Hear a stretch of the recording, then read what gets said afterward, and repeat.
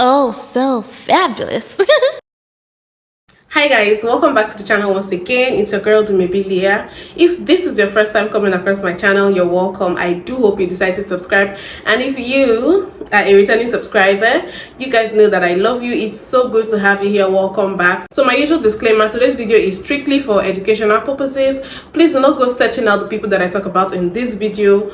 Don't send them any form of hate comment, threats, or violence. This channel does not support any of that. So I came across this video. This is one of those instances of black people minding their business and someone makes a whole video about black people. Okay, so let me just go right ahead and play her video. I don't know who needs to hear this, but I don't care that you're a black-owned business. I'm not a looter, so it's irrelevant info. I also don't care that you're a woman-owned business or a Latinx-owned business, which doesn't exist.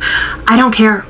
As a consumer, the only thing I care about is whether or not your business provides a superior product or service at a fair price. That's it. So focus on that instead of attempting to mooch points off your perceived identity. The only own that I would ever pay attention to would be veteran. And even then, I am not going to waste money at a subpar business just because it's veteran owned. But the difference here is I owe veterans a debt I can't repay, that they're not looking to me to repay. But they have already provided myself and every American with a great service, so would I be more likely to take my business there? Sure, but it's still gotta be good. Now, I don't owe black Americans or women or Latinx people who don't exist anything. Nobody owes you their business, even if you're a veteran. So compete at business. When we slap these labels on things, black owned, woman owned, that tells me nothing about you. More to the point, it tells me nothing about your business, your product, your service, your mission statement. I would much prefer you say, hey, we donate 1% of our proceeds to Planned Parenthood. That tells me something, to take my business elsewhere. But it tells me something. What does black owned tell me? Nothing. I know nothing about you based off the color of your skin, and vice versa. We are so obsessed with these little identities that tell us nothing about each other, especially Latinx, because it doesn't exist. Yeah, so we're talking about black owned businesses again, and this kind of reminds me of this other video that I made. This one was by a Puerto Rican. So this time around is a palm colored woman that is coming out to pretty much say the same thing. And I know that in that video she didn't just say black owned businesses, she talked about Latinx, she talked about veteran owned businesses and all of that.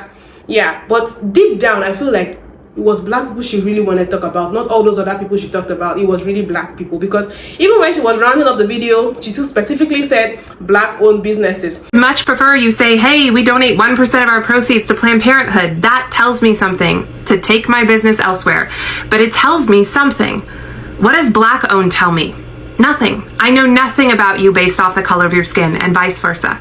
Why else do I say it's black people she has a problem with? Because I came across this other video. Friendly reminder that the people screaming Black Lives Matter don't actually believe Black Lives Matter. They don't believe Black Lives Matter in utero. They don't believe the over 20 million innocent black lives ended since Roe was decided in 1973 matter at all. They scream about equality and equity, but couldn't care less about equal opportunity for black lives to be born, or equal outcome for black lives of being born. They don't care that black babies are aborted at a rate almost 4 times that of white babies, or that black Americans make up about 13% of the population, but about 36% of the abortions. In fact, the people who scream Black Lives Matter don't believe Black Lives Matter at all when they are threatened, injured, or ended by other black lives. The people who scream Black Lives Matter only believe Black Lives Matter when they are threatened, injured, or ended by white lives, when there's a white person to point to as perpetrator or alleged perpetrator, which is pretty racist. The idea that a black life only begins to matter when a white person gets involved, preferably in a violent way. But those aren't my words. Ask the liberals. Yeah.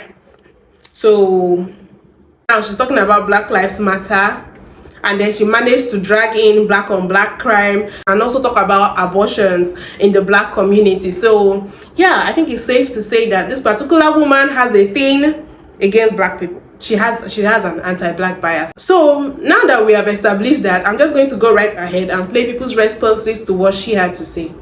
because it doesn't exist. Natalie, honey, you said a whole lot of things to have your duets and stitches turned off. Come on, say it with your whole chest. Better yet, forget her. Let's talk about why those labels matter in businesses. According to the U.S. Census Bureau, of the over 8 million businesses that exist in the United States, only 1.15 of those are owned by people of the global majority. Only a little over 320,000 were veteran-owned, and 1.2 million of those businesses were owned by women. Here's some more exact numbers. Pause to read. That leaves over 5.29 million businesses that aren't owned by veterans, women, or any of the people of the global majority. While I couldn't find a stat on queer-owned businesses, I think it's safe to assume that they're still in the minority stake when it comes to owning businesses. So what does this mean? This means those little labels and identities, which is really funny to hear because white people literally invented race, but that's another conversation for another day, matter when it comes to the survival and the flourishing of our own communities. While Natalie does make a good point about us caring about the quality of product, broken clocks are wrong twice a day. So how gross is it to tell a group of people that their own identity does not exist? Like, who the hell are you? Anyway, if you've gotten to this point in the video and you are a business owned by veterans, women, anyone in the queer community, or any people of the global majority, please feel free to drop your business tags, let us know what you do, and make sure to tag Natalie, just to let her know. Identities matter. Anything. Nobody. Natalie, is this you?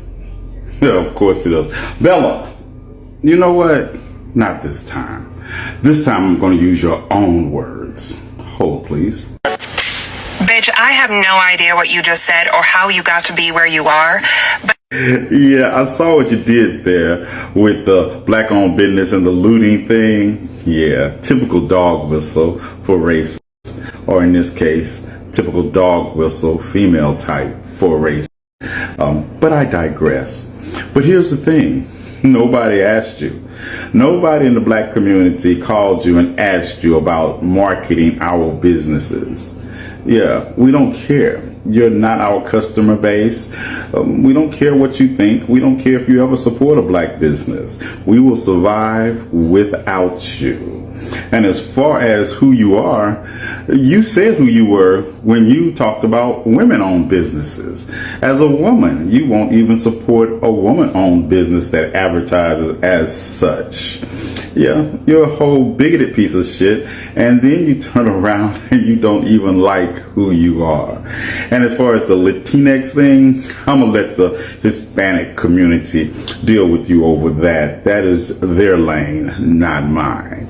And this other statement? now I don't owe black Americans or women or Latinx people who don't exist anything. No. Now, I could sit here and talk about a whole list of inventions that black people and black women have contributed to this society, that your life would not be what it is today if it wasn't because of them. Or I could talk about how black women suckled your great-great-great-granddaddy at their teat because your great-great-great-great-grandmother was too busy running around the plantation trying to ride black dick. Yeah, I think I got that right, but it's so hard to keep up with when your family tree has no branches. But for those of you all who do want to support a black-owned business, my skin color is not a crime, check the beacon link. The difference here is I owe veterans a debt I can't repay. Let me get this straight. You think that you owe veterans and you would give them a little bit more respect, but still not respect because you disrespected them in your video too. But you don't think you owe black women anything? Ma'am, can I tell you that black women took care of white babies and couldn't take care of their own? They nursed white children while their children went hungry. They stayed with white families while their black children raised each other because they didn't have their parents. They watched their families be killed because of the lies of white people and because of the greed and selfishness of white people. For you to say that white women, you don't owe black women anything, like, the least that you owe them is respect. The least that you owe them is to learn the real history about what happened and don't continue to spread lies and fake ass information that was taught to you. The least you owe them is to educate yourself and to stop that shit on your platform because you are very disrespectful and you should be ashamed. I don't know who needs to hear this, but I don't care that you're a black-owned business. I'm not a looter, so it's irrelevant info. Literally nobody needs to hear that. I'm going to work through your statements backwards because that seems to be your speed. Let's start with your description and hashtags here. You say you don't care that a business is black-owned or woman-owned. Then Stop caring. You seem to care a lot for someone who says that you don't care. And then you bark out these orders. Stop looking to score points off your identity. In America in 2023, your identity, whatever it may be, isn't a handicap. Stop treating it like one. Stop asking for handouts based off of it. There's a lot of orders there for somebody who doesn't care. And a lot of insinuations. And then there's the hashtags. What is it about critical race theory that scares you all so much? I think I know. I don't care. As a consumer, the only thing I care about is whether or not your business provides a superior product or service at a fair price. That's it. So focus on that instead of attempting to mooch points off your perceived identity. Yeah, I used to be pretty naive on this topic as well, thinking that since we're all equal, we should all have equal opportunities, right? And that the playing field was completely level. But I was very much mistaken about that. Now, I don't owe Black Americans or women or Latinx people who don't exist anything. Nobody owes you their business.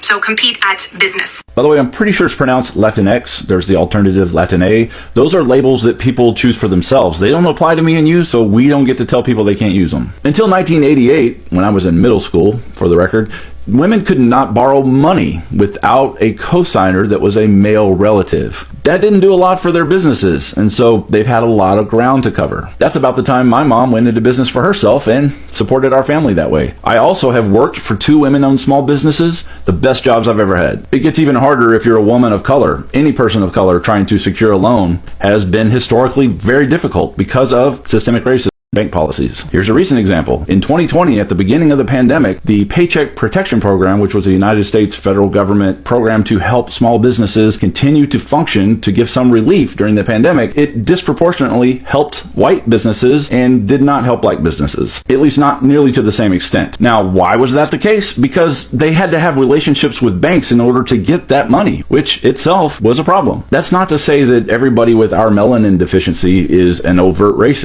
But systemic racism is much more complex than that, and that's what critical race theory is all about, and I think that's why you all are afraid of it. But in the few seconds I have left, let me oversimplify it for you. We went from a society where people that look like us owned other people as property and took all their actual property, and then we moved to segregation where we still enforce those things very overtly, and then we went to this whole, well, there's no segregation, but we still have all your stuff, good luck, we're all equal, don't label. Do you think now maybe you see the irony in the statement you opened with that you don't care about black-owned businesses because you are not a looter? You don't see the irony? Maybe critical race theory is for you. If we want to support businesses that typically have to work twice as hard and receive half as much, we're going to do that, and you can't stop us. I don't know who needs to hear this, but I don't care that you're a Black-owned business. I'm not a looter, so it's irrelevant. When you started your video with, I don't know who needs to hear this, I know the answer to that. Nobody. Nobody needs to hear this. It was like trying to watch someone set a land speed record on how many people they could offend. First you covered all the business owners you didn't care about, and then you had to say that Latinx wasn't a thing. Which I'm sure will come as quite a shock to all the members of Latinx out there. Now here's the part where I get to say,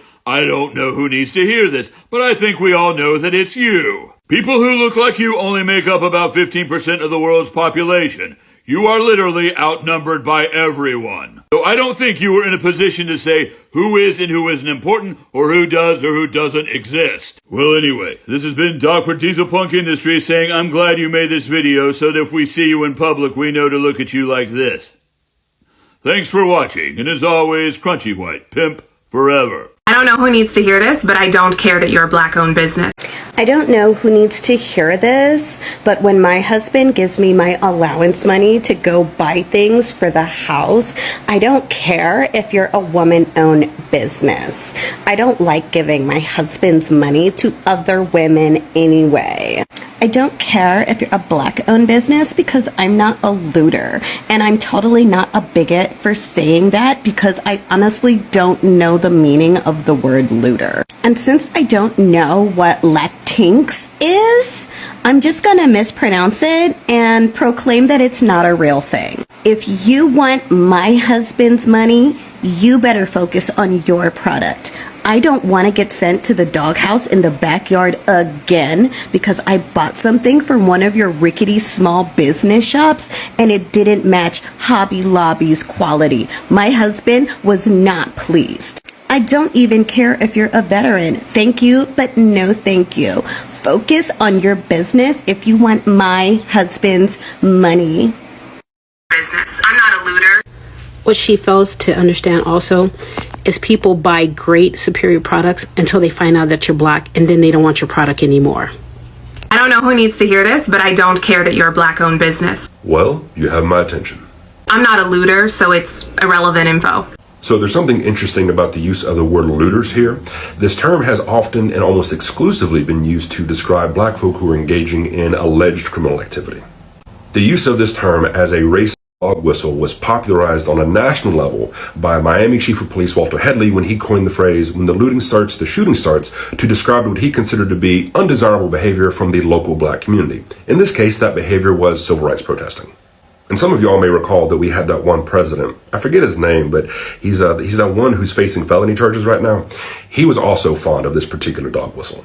And as the rhetorical scholars Michael Lacey and Kathleen Haspel point out in the first chapter of the book Critical Rhetorics of Race, this is actually a pretty common use of the term in most mainstream media. I also don't care that you're a woman-owned business or a Latinx-owned business, which doesn't exist. I don't care. Latinx-owned business? What the hell's a Latinx?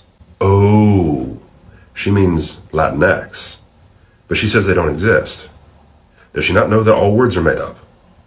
The only own that I would ever pay attention to would be veteran. And even then, I am not going to waste money at a subpar business just because it's veteran owned. And that is a really interesting phrase. I'm not going to waste money on a subpar business just because it's veteran owned. This encapsulates this ideology of consumer capitalism over community investment, and it is an ideology that is killing our communities. Because the implication here is that as a matter of principle, this person would rather give their money to a faceless corporation that produces a product of consistent quality than, say, a locally owned business that produces a product that is of maybe a lower quality than the faceless corporations. And a major consequence of this is that money leaves the community, the local businesses close down, and the local economy tanks as a result. But the difference here is I owe veterans a debt I can't repay, that they're not looking to me to repay. But they have already provided myself and every American with a great service, so would I be more likely to take my business there? Sure, but it's still gotta be good. So veterans are owed a debt that they're not looking for someone to repay, but they are the preferred choice for businesses unless they can't compete with another business that has more resources. This feels a lot like thanking veterans for their service, but refusing to fund the VA. Now, I don't owe black Americans or women or Latinx people who don't exist anything. Nobody owes you their business, even if you're a veteran. So compete at business. I'm going to skip past observations about the billions, if not trillions of dollars generated in underpaid or unpaid labor by marginalized communities that was instrumental in the creation and maintenance of American society, because I'm still kind of caught up on this idea of arguing with a community that allegedly doesn't exist.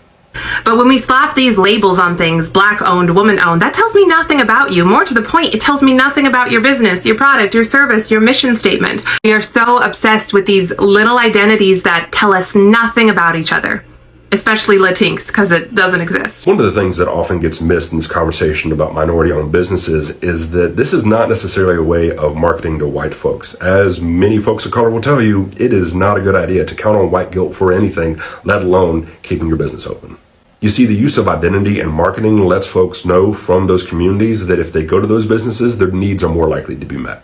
Like, for example, if I'm looking for a place where I can get tacos de lengua or menudo or good horchata, then I know that I probably need to go to a Latina-owned business. Y'all can keep your arroz con pollo with your white cheese. The last thing that I want to point out is that whether intentionally or not, the cross that this creator is wearing operates as a piece of identity-based marketing for her channel, and that's totally okay.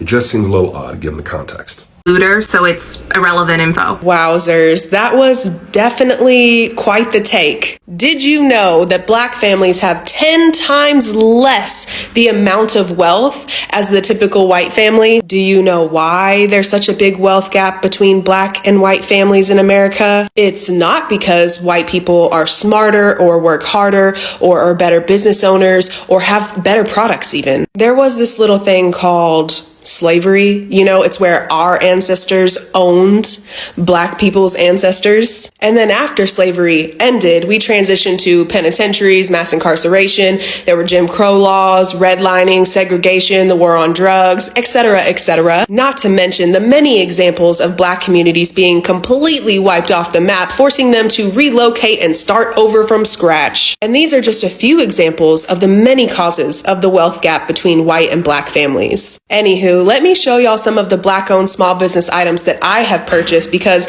unlike some people, I like to spend my money intentionally. I like to support small businesses, specifically Black-owned small businesses, because it's a way for me to give back to a community that my people have stripped so many things from. First up, I got these amazing butt candles from this page right here.